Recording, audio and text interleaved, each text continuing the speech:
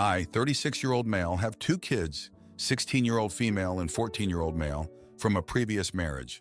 My ex, 34-year-old female, and I share custody, but because she lives in a better school district, she primarily has them during the school year, and I get extended time with them during the summer. For the past 4-5 years, I have taken the kids on a fun summer road trip. The three of us plan a destination and pick things we want to see on the way there and back. It has been a great bonding experience for us and a lot of fun. Last year, I let each kid bring one friend along on the trip, and I'm doing the same thing this year. We are planning on leaving for the trip next weekend. My son is an outgoing, gregarious kid who is involved in multiple sports and has a long list of close friends. My daughter, on the other hand, is very much an introvert and only has a few friends that I know of. The friend she brought with last year is definitely her closest friend. She was planning on bringing the same girl with us on our trip this year. Unfortunately, my daughter's friend had a fall a couple weeks ago while riding her bike and broke her leg and collarbone. Obviously, she would be very uncomfortable sitting in a car for long periods, and there are stops on our trip where she would be unable to participate in the activities we want to do. There are also a couple of places we planned on camping that I just don't think will work for her. My daughter says her friend still wants to come with us, and her parents are okay with it, but I don't think it's a good idea. I suggested to my daughter that she invite a different friend, but she says she doesn't have anyone else she wants to ask. I might have messed up, but I went behind her back and talked with her friend's parents about it. I expressed my concerns about their daughter coming on the trip, and I guess the two girls did not give them a complete rundown of the activities we have planned. After our conversation, they agreed that it would probably be best if their daughter stayed home. As you can imagine, my daughter did not take this news well. She is very angry with me and thinks I sabotaged her friend coming with us on purpose. She has been begging me to cancel, change some of our plans so that her friend can still come with us. I told her that both me and her friend's parents agree that her friend coming with us isn't a good idea, so this isn't just my decision. She is saying she won't come on the trip at all if her friend can't come. I do feel bad about the whole thing, but at this point, I don't think there's much else I could do to make this work.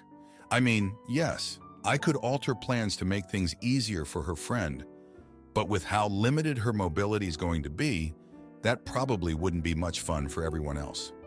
My ex thinks I should do whatever it takes to get my daughter back on board so that she isn't excluded. But that just isn't realistic. I'm also worried that this will be the last year this sort of trip happens because summers get busy for teenagers. Now, for a few comments before the update. Comment 1. No idiots here, but what is the purpose of the trip? The activities or bonding with your kids? Your daughter is likely going to skip it and is pretty unlikely to forget it. This is going to have the opposite effect of bonding, and for an introvert could lead to her shutting you out. I'd be less concerned about if someone is the AH and more concerned about what this will do to your relationship. Maybe you don't care that much? The way you write suggests you like your son more, and I notice you are willing to adjust for his sports activities, but won't make any concessions for your daughter. Comment 2. Not the idiot.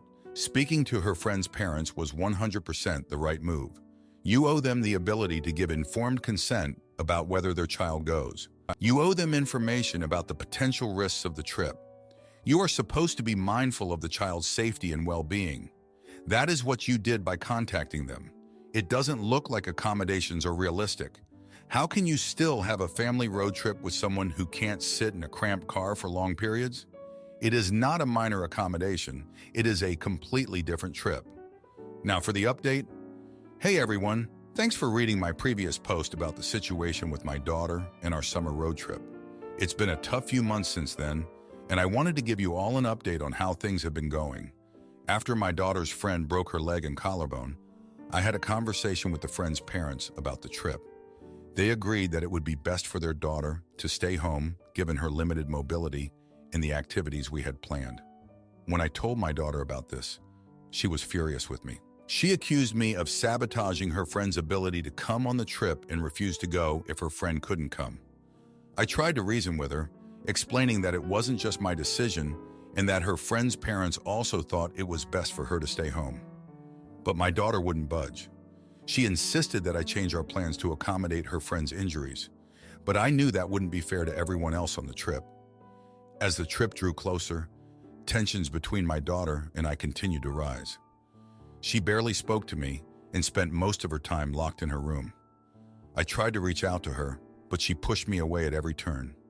It broke my heart to see her so upset, but I didn't know what else to do. The day before we were supposed to leave, my daughter came to me with an ultimatum. She said that if I didn't let her friend come on the trip, she would refuse to go and would never forgive me. I was torn. I wanted my daughter to be happy, but I also knew that bringing her injured friend along would be a mistake. In the end, I made the difficult decision to stand my ground. I told my daughter that her friend couldn't come and that if she didn't want to go on the trip, that was her choice. She stormed off to her room, slamming the door behind her. The next morning, as we were loading up the car, my daughter emerged from the house with her bags packed. She threw them in the trunk without a word and climbed into the back seat, refusing to even look at me. The tension in the car was obvious as we drove off, my son and his friend chatting excitedly while my daughter stared out the window in silence. The trip itself was a disaster. My daughter refused to participate in any of the activities we had planned and spent most of her time sulking in the car or in our hotel rooms. She barely spoke to anyone, and when she did, it was only to make snide comments about how much more fun she would be having if her friend were there. By the end of the trip, I was at my wit's end. I had tried everything to get my daughter to engage with us, but nothing worked. When we finally got home, she grabbed her bags and went straight to her room, slamming the door behind her once again. In the weeks that followed, things only got worse. My daughter refused to speak to me at all, and when she was at my house, she spent all her time locked in her room. I tried to give her space, hoping that she would come around on her own, but as the weeks turned into months, I realized that I needed to do something. I reached out to my ex for help, hoping that she could talk some sense into our daughter. But my ex was still angry with me for not letting our daughter's friend come on the trip and refused to get involved. She said that I had made my bed and now I had to lie in it. I was at a loss. I knew that I had made the right decision by not letting my daughter's injured friend come on the trip, but I hated seeing my daughter so miserable. I tried to think back to when she was younger and we had a better relationship, hoping to find some clue as to how to fix things between us. And that's when it hit me. When my daughter was little, she used to love going on hikes with me. We would pack a picnic lunch and spend the day exploring the woods near our house. It was our special thing, just the two of us.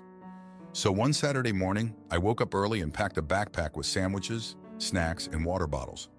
I knocked on my daughter's door and told her to get dressed. We were going on a hike. She protested at first, but eventually agreed to come along.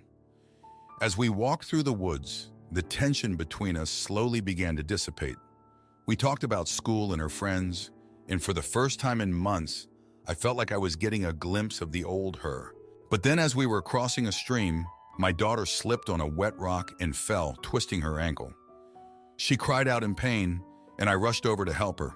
As I examined her ankle, I could see that it was already starting to swell. I helped her back to the car and drove her to the emergency room. As we waited for the doctor, my daughter looked at me with tears in her eyes and said, "I'm sorry, Dad. I've been so awful to you lately, and it's not fair. I know you were just trying to do what was best for everyone on the trip." I hugged her tightly, feeling a wave of relief wash over me. "I'm sorry too, sweetheart. I should have been more understanding of how much your friend means to you. I promise to do better in the future." The doctor came in and diagnosed my daughter with a sprained ankle. She would need to stay off of it for a few weeks, which meant no more hiking for a while. But as we drove home from the hospital, I couldn't help but feel like we had taken a step in the right direction. It's been a few weeks since then, and while things aren't perfect between us, they're definitely better. My daughter is talking to me again, and we've even started planning our next summer road trip. This time, we're going to make sure to choose activities that everyone can participate in, no matter what. I know that parenting a teenager is never easy, but I'm grateful for the lessons I've learned through this experience. I've realized that sometimes the hardest choices are the ones that are best for everyone in the long run. And even when things seem hopeless, there's always a chance for a new beginning. Thanks for reading, everyone. I appreciate all of your support and advice throughout this whole ordeal. Am I the idiot for refusing to let my shy daughter be the flower girl at my entitled sister-in-law's kid-free wedding? I, 34-year-old female, don't like my husband's youngest sister, 30-year-old female. She is the baby and acts like a brat. Everyone coddles/caters to her. I have seen her throw tantrums, flip out on family, make her mom cry, and pout because she didn't get her way, lost at a game, etc. Thankfully, she lives 3.5 hours away. I like my mother-in-law and other sister-in-law. We'll call the one getting married Tia. I was fine with M, who will be 3 years old at the time of the wedding, being the flower girl despite the logistics stressing me out. The wedding is 3.5 hours away. We need to go up the night before for the rehearsal and set up the next day. The wedding is at 5 p.m. It would be a long day for M. She's shy around big groups. I doubt she'll walk down the aisle when it's time. At my wedding, I had my nieces as flower girls. The 3-year-old was excited until it was time and then freaked out. Her mom carried her. Tia later commented that it ruined it.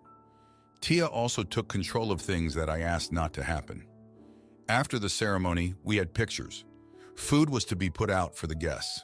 I didn't want them waiting on us. Tia knew that, but still told people they had to wait for us and she would dismiss them by table. When we returned, I was annoyed and told people to get food. Tia got angry and said she was dismissing them. During the bouquet toss, my cousin caught it. Tia ripped it from her hands. Tia's now fiancé got upset for the way she acted. My maid of honor witnessed him telling Tia that wasn't cool, and Tia threw the bouquet at his face and stomped off. Back to the point. We found out the wedding is kid-free. They want to party without kids. That's fine and dandy. I love a night off from being a mom. We also have an 11-year-old son and a 15-year-old daughter, whom I adopted before I met my husband. In my family, we have lots of blending, and there is no such thing as half or step or whatever. Nobody gets treated differently. My in-laws use words like real when describing family. I don't like it. I didn't like when Tia wished me a happy first Mother's Day after I had my biological daughter. Tia said she expects M to leave after the ceremony, that I should get my mom to come or bring our babysitter who could stay with her at the Airbnb. My mom doesn't want to. She'll have the other 2 kids since they aren't in the wedding. She doesn't want to make the drive. My babysitter has a prior commitment. I told my mother-in-law and Tia that M was not going to be in the wedding or my husband and I would leave early. They are upset. They want me to find someone else. My 15-year-old can't do it because she's autistic. They suggested Tia find someone where she lives. I said no. Outside of family, only our babysitter has ever stayed with M. I am picky. The wedding is 2 months away. I could look for someone, but I don't want to. My husband agrees that the best solution is for M to stay with my parents, but he won't tell them.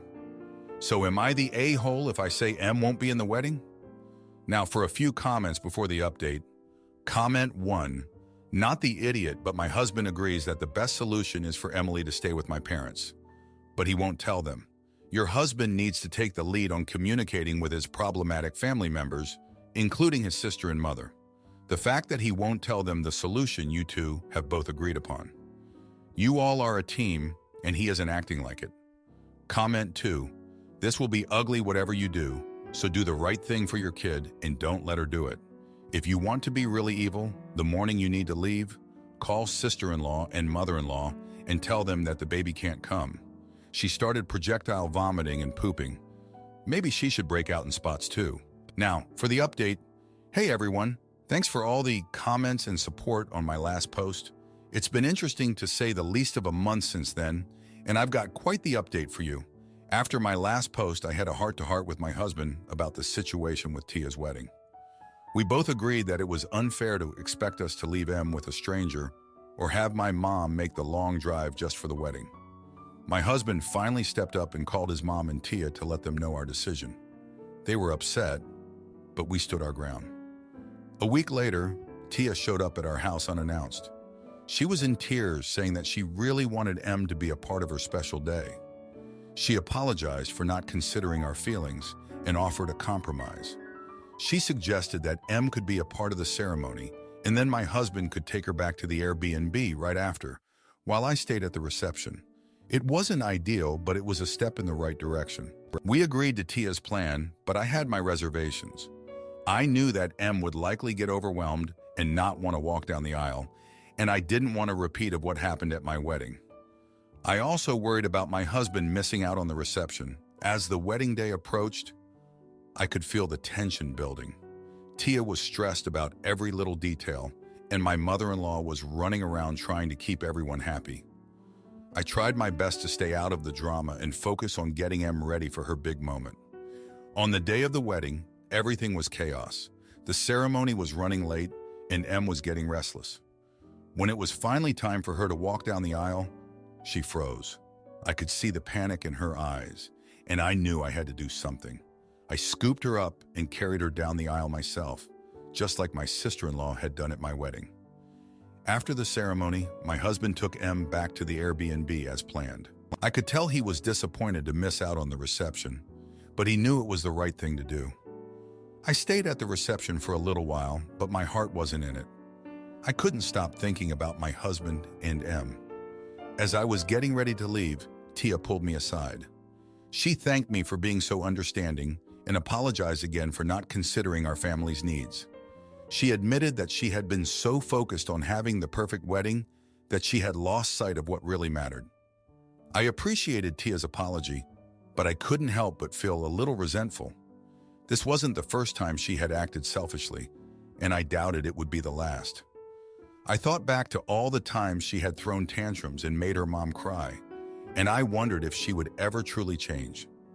Despite my reservations, I hugged Tia and told her that I was happy for her. I knew that holding on to grudges wouldn't do anyone any good, and I wanted to move forward as a family. In the weeks since the wedding, things have been a little better. Tia has made more of an effort to include us in family events and has been more considerate of our needs.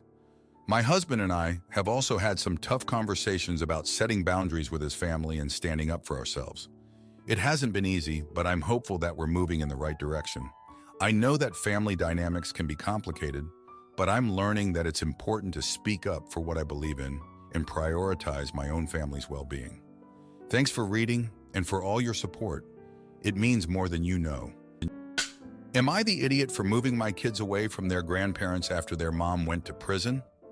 My ex-girlfriend Jen, 34 years old, and I, 35 years old, have 2 kids together, 8 years old and 6 years old.